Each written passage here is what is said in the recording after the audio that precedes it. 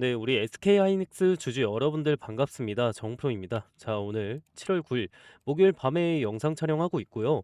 오늘 SK하이닉스 차트를 좀 보시면 갭 상승으로 출발을 해줬음에도 불구하고 장중에 변동성이 굉장히 크고 상당히 흔들리는 모습이 나왔죠. 아마 많은 주주분들이 또 불안하신 마음에 투매를 하신 분들도 많으실 것 같아요. 그런데 어제 제가 영상에서 분명 말씀을 드렸죠. 지금은 절대로 저희가 감정적으로 던질 자리가 아니라고, 오히려 지금은 이 외인들 의도를 먼저 봐야 하는 자리라고 말씀을 드렸어요. 그리고 오늘 장이 끝난 지금 다시 보니까 NST 장에서 주가가 반등을 하고 있죠. 왜 지금 이렇게 반등을 하고 있을까요? 오늘 이 영상만큼은 집중해서 꼭 끝까지 시청해 주시면 감사드리겠고, 정프로에게 힘이 되는 구독과 좋아요 한 번씩 부탁드리면서 댓글에 SK 하이닉스 화이팅 300만 400만 가자 응원의 댓글 남겨주시면 그 방향성에 맞춰가지고 여러분들과 끝까지 함께 대응 도와드리도록 하겠습니다. 먼저 미국장 상황부터 보겠습니다. 어젯밤 미국 반도체주 흐름이 상당히 좋았죠. 이 필라델피아 반도체 지수도 2%가량 상승을 해줬고, 엔비디아가 강하게 상승을 했고, 브로드컴이랑 마이크론도 상승, AMD 역시 견조한 흐름을 보여줬습니다. 거기에 현재 지금 프리마켓 역시 엔비디아는 소폭 상승, 마이크론, AMD, 인텔 전부 강한 상승 흐름으로 움직이고 있는 모습이죠. 즉 미국 반도체 업황 자체가 갑자기 무너진 상황은 아니라는 겁니다. 그리고 외국인 현물과 선물이 동시에 이틀 연속으로 이 롱 포지션으로 들어온 것도 정말 오랜만인 거라 중요한 모습으로 볼 수가 있고요.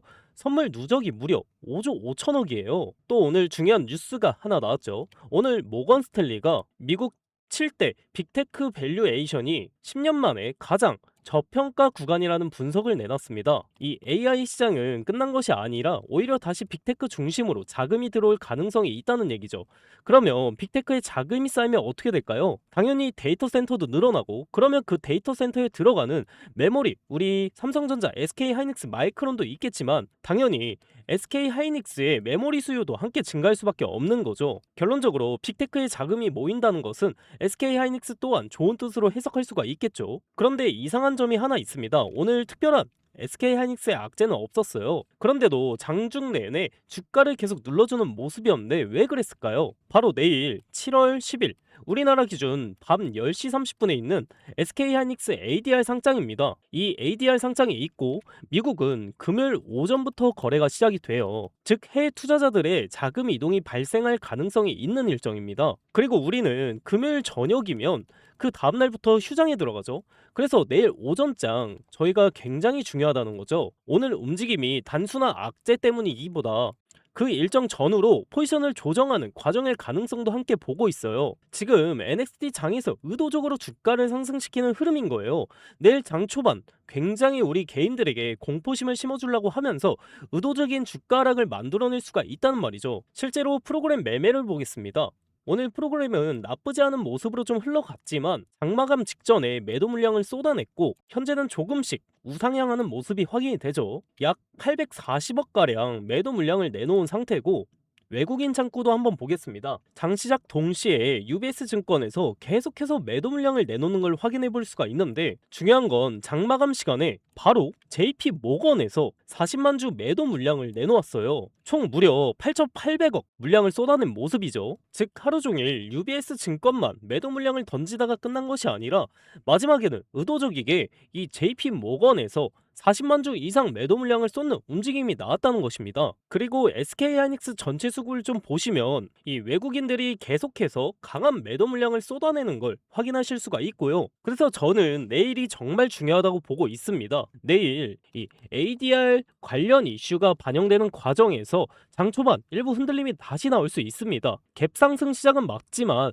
특히 단기 변동성이 커질 가능성도 있다는 거죠. 하지만 만약 그런 흔들림이 나온다면 저는 오히려 그 구간이 추가 매수나 저희가 신규 진입을 검토할 수 있는 자리라고 볼 수 있습니다. 무조건 따라 사는 것이 아니라 이 외인들 수급과 프로그램 매매가 계속 유지가 되는지 지지라인이 살아있는지를 확인한 뒤 대응을 하는 것이 가장 중요하단 말이에요. 결국 시장은 항상 이 미래를 먼저 반영을 합니다. 뉴스가 나오고 나서 움직이는 것이 아니라 뉴스가 나오기 전에 이미 수급이 먼저 움직이는 경우가 많아요. 또 내일이 금요일, 이 금요일이 굉장히 중요한데 외인들 입장에서는 가장 움직이기 좋은 날에는 사실상 휴장일 이전인 이 금요일이에요. 주말 사이 무슨 소식이 나올지 모르기 때문에 공포심이 생기게 되고 그로 인한 이 개인들의 매도가 가장 많이 나오는 날이 바로 금요일이기 때문에 외인들 입장에서는 낮은 가격에 더 많은 물량을 모을 수 있는 금요일이 움직이기 가장 좋은 날이 되는 겁니다. 제가 항상 말씀드리죠. 주가는 언제 가장 크게 움직인다? 매일 이 오전장 초반에 가장 큰 움직임을 보이죠. 아까 말씀드렸다시피 외인들이 정말 오랜만에 이틀 동안이나 현물과 선물 동시 순매수로 전환한 건 내일 엄청난 변곡점이 될 수가 있고 하락 추세가 끝나고 다시 한번 상승 추세로 이어질 가능성이 너무 높은 신호이기 때문에 내일 당장 금요일 오전장 굉장히 중요하고 대응할 수 있는 마지막 구간일 수도 있기 때문이에요. 그래서 제가 아침 저녁마다 라이브 방송으로 이 좀 신호를 드리고 대응법을 알려드렸는데 주주분들은 본업을 하시면서 실시간으로 확인하실 시간이 없으시잖아요. 장중에 못 보시다가 만약에 쭉 떨어지면 그제서야 연락 오셔가지고 지금이라도 뭐 손절해야 되나요? 있는 거 다 던져야 하나요? 하시는 분들이 한두 분이 아니라는 거죠. 그래서 이제 방식을 좀 바꾸기로 했습니다. 저희가 이제는 방식을 좀 바꿔가지고 우리 주주분들께 당장 앞으로에 대한 저점과 고점 라인, 추가 매수 타이밍, 퍼센트 단위까지 실시간 대응으로 해드릴 거예요. 그리고 여기서 가장 중요한 질문이 나와요. 그럼 우리가 당장 이렇게 변동성이 큰 SK 하이닉스에 대해서 어디 부근에서 추가 매수와 고점 매도를 해야 되냐? 우리 주주분들 돈이 걸려 있는 문제이기 때문에 당장 내일 저녁 ADR 상장이 남아 있고 뉴스 기사에도 엄청나게 흔들리는 시장이기 때문에 앞으로 또 충분히 조정이 나올 수 있고 나는 지금 어떻게 될지 모르겠다. 금요일 고점 저점 신규주의 추가 매수 어디인지 잘 모르겠다. 위에 제 개인 번호 잠깐 띄워 놓을게요. 위에 보시면은 010에 3907에 7516 여기로 SK 하이닉스니까 저희 그냥 간단하게 SK 이렇게 두 글자만 문자로 남겨주시고요. 혹시나 보유하고 계신 주주분들은 평단가 꼭 적어주시고요. 그래야 실시간 대응 가능하니까요. 이렇게 문자 남겨주시면은 우리 영상 보신 구독자님이구나 하고 소중하게 저희가 파악을 해가지고 매수, 매도, 시그널 사인 잘 정리해서 실시간 대응 진행하도록 할게요. 지금은 예전처럼 좋은 종목 하나 사서 무작정 버티는 시장이 아니라 변동성이 어떻게 저희가 대응을 하느냐가 수익을 결정하는 시장입니다. 지금 시장은 고환율, 고금리, 고물가라는 세 가지 부담을 동시에 받고 있고 특히 이 외인들 입장에서 좀 보게 된다면 환율이 계속 오르는 상황에서는 한국 주식을 보유하는 이 매력이 떨어질 수가 있어요. 주식으로 수익을 내더라도 환차손이 발생할 수 있기 때문에 이 외인들은 차익 실현에 나서거나 자금을 회수하는 움직임을 보여줄 수가 있다는 거죠. 오히려 주가가 반등을 할 때 일부 현금을 확보를 하고 시장이 공포에 빠졌을 때 다시 좋은 가격에 담을 준비를 해야 합니다. 왜냐하면 많은 개인 투자자분들이 여기서 가장 많이 하는 실수 패턴이 있기 때문이에요. 주가가 하락을 하다가 어느 날 갑자기 3%에서 이제 5% 반등이 나오면 이제 다시 올라가는구나 생각을 하시면서 이 추가 매수를 하게 됩니다. 그런데 이 반등이 진짜 상승 시작이 아니라 단순한 기술적 반등이었다면 어떻게 될까요? 결국 다시 밀리면서 더 큰 손실로 이어질 수 있다는 거죠. 그래서 저는 지금 자리에서는 저희가 공포보다 대응이 중요하다고 생각을 해요. SK 하이닉스는 결국 올라갈 종목이라고 생각합니다. 하지만 저희가 그 조정을 다 맞아가면서 버티는 것보다 생선뼈 발라먹듯이 고점에서는 일부 수익을 챙기고 저점에서 다시 모아간다면 훨씬 효율적인 투자라고 생각을 합니다. 앞으로 변동성은 계속 이렇게 해서 나올 수가 있어요. 좋은 종목일수록 소직으로 올라가는 종목은 없기 때문이죠. 그래서 지금은 감정적으로 저희가 대응을 하기보다 당장 앞으로의 주가 변동과 외국인 수급 변화를 먼저 확인하는 것이 가장 중요합니다. 앞으로의 이슈가 너무나도 중요한 변곡점이 될 수도 있기 때문에 거기에 맞는 반도체 업종 호재와 외국인 수급이 다시 주가를 끌어올리는 재료가 될 가능성도 충분히 있다고 판단하고 있어서 차분하게 저희가 같이 대응을 하는 게 이게 참 중요하고요. 반대로 나는 SK하이닉스 오래 가져갈 거다. 떨어져도 계속 먹을 생각이다. 이렇게 생각하시는 분들도 계실 겁니다. 그런 분들께는 매도 얘기가 아니라 앞으로 나올 하락의 흐름과 추가 매수 타이밍 위주로만 알려드리도록 할게요. 이런 분들은 문자 보내실 때 SK 매수 이렇게 네 글자 문자 보내주시면은 매수 전략만 따로 공유해서 드리도록 하겠습니다. 혹시나 궁금하신 내용 또는 문의사항도 편하게 문자 주셔도 되고요. 저희 매도 타이밍도 같이 알고 싶은 분들은 다시 한번 말씀드릴게요. 010-3907-7516 여기로 SK 이렇게만 문자 남겨주시면은 우리 영상 보신 구독자님이구나 하고 외인 동향이랑 대응점, 사인 정보 브리핑 해가지고 내일 오전 빠른 시간 중으로 빠르게 알려드리도록 하겠습니다.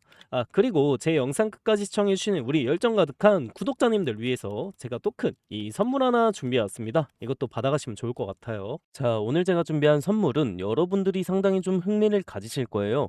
2026년에 가장 핫한 테마가 바로 이 AI죠. 그 AI로 인해서 주목받는 핵심 부재료가 있습니다. 바로 냉각 분야인데요. 오늘 이 냉각 분야에서 떠오른 종목 하나를 추천을 해드릴게요. 이 종목이 박스권을 상당히 오래 지속하고 있었는데 최근에 이런 식으로 돌파 시도를 하면서 이 본격적인 상승 추세에 진입하는 모습을 보여주고 있어요. 그래서 아직까지 시장에 관심이 집중이 되지는 않았다. 그러니까 이제 상승 초입 구간에 위치해 있다는 점이 우리가 집중해야 될 이유가 되는 겁니다. 이 종목 추천도 추천이지만 사실 우리가 꼭 알긴 해야 돼요.